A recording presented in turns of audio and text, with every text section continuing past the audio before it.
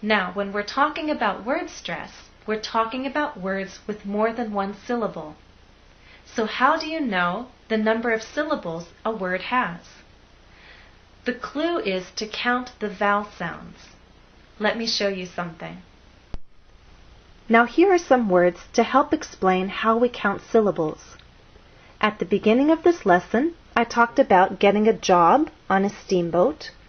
I traveled along the river, and I saw different states. To count the syllables, we're going to count vowel sounds. In this first word, job, there is one vowel sound, ah. In phonetic transcriptions, looks like that. So one vowel sound, one syllable. Next word, steamboat. How many vowel sounds? E, O. Phonetic transcriptions, E, O. So we have two syllables. Two vowel sounds, two syllables. These first two words remind you that a vowel sound can be spelled with one letter or sometimes spelled with two. Let's look at the second word, river. How many vowel sounds? Two. I, Two vowel sounds, two syllables. States. How many vowel sounds? One. A. This word reminds you that sometimes you may see a vowel, but it's silent. E is often a silent vowel. One vowel sound, one syllable. And down here, the word different. In very slow, careful speech, and especially formal speech, you might get this pronunciation, different. But often in fast speech, you lose that middle sound and you get different.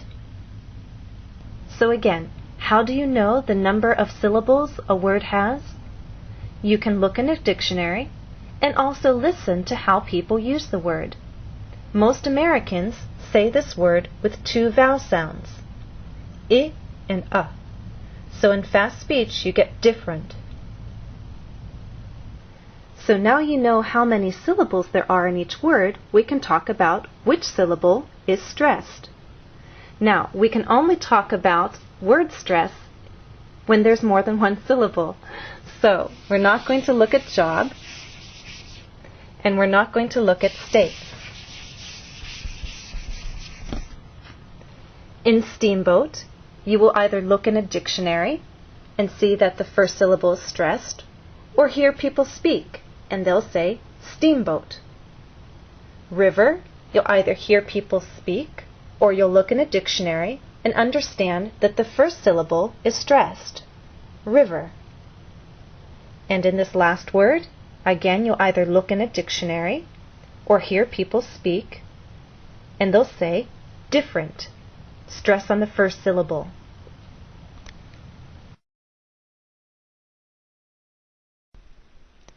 Exercise 3. Count the number of syllables in each word. Here's an example. Look at the word and say it out loud. The word is travel. How many syllables? 2. Travel. There are two vowel sounds in this word. Travel. In phonetic transcriptions, a, Travel. Two vowel sounds, two syllables. Let's start with number 1. The word is map. Map has one syllable. Number 2. The word is compass. Compass has two syllables. 3. The word is suitcase. Suitcase has two syllables. 4. The word is continent. Continent has 3 syllables. How did you do? I'm sure you did fine. If you found it a little difficult, though, go back and try again. Pay attention to the vowel sounds. Those vowel sounds are your clue. Exercise 4. Look, listen, and repeat. You will now hear all 50 states and their capitals. Note that we write a capital before the state. For example, Austin, Texas. The state is Texas, and its capital is Austin. When we write it, we separate the capital and state by a comma. Note on phonetic transcriptions. The IPA, or International Phonetic Alphabet, is used in this lesson. I choose, though, to be consistent with my earlier lesson on R. When it is pronounced as a consonant, I use this symbol. When it blends with a vowel sound, I use that vowel sound with this symbol. I also include secondary stress when appropriate. For example, the state Alabama. If you look at the transcriptions, there are two markings. One is raised, one is lowered. The primary stress is a raised mark.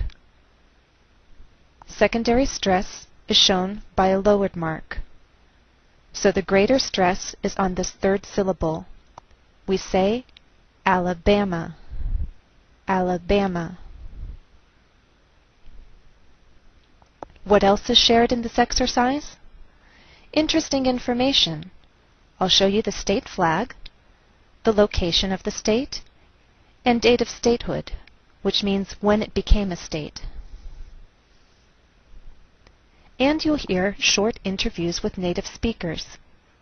Listen for the names of states and their answers to my questions.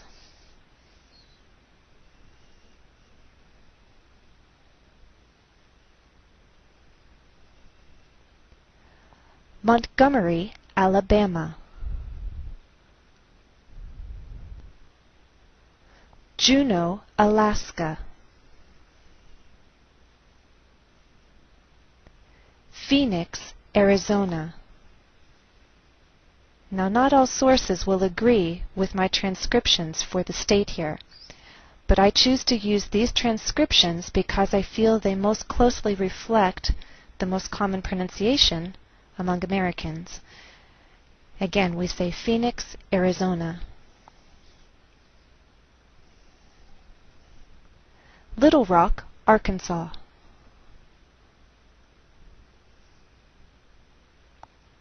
Sacramento, California.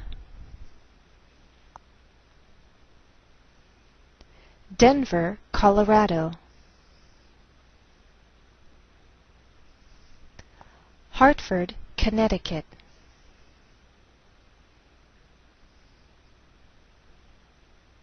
Dover, Delaware.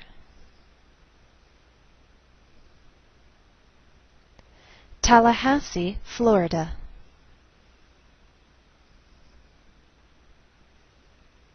Atlanta, Georgia.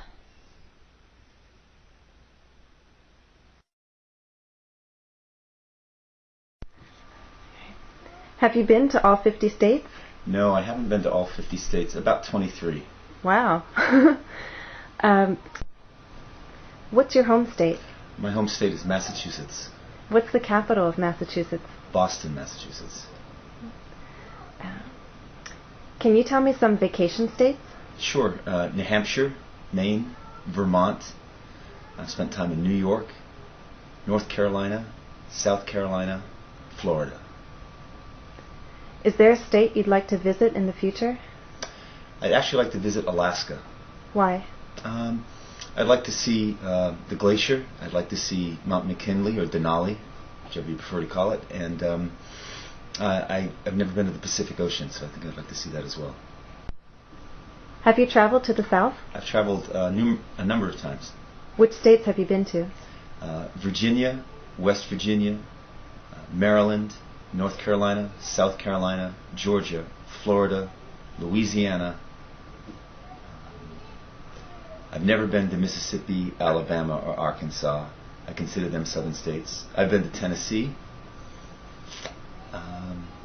I've never been to Kentucky. So I think those are most of the southern states. I think I have only missed 4 of what I consider southern states. Which state do you think is the most beautiful state? It's a toss-up between Maine and North Carolina for me. Have you been to Washington? Washington, D.C. or Washington State? Either. Washington, D.C., yes. Washington State, no. Mm-hmm.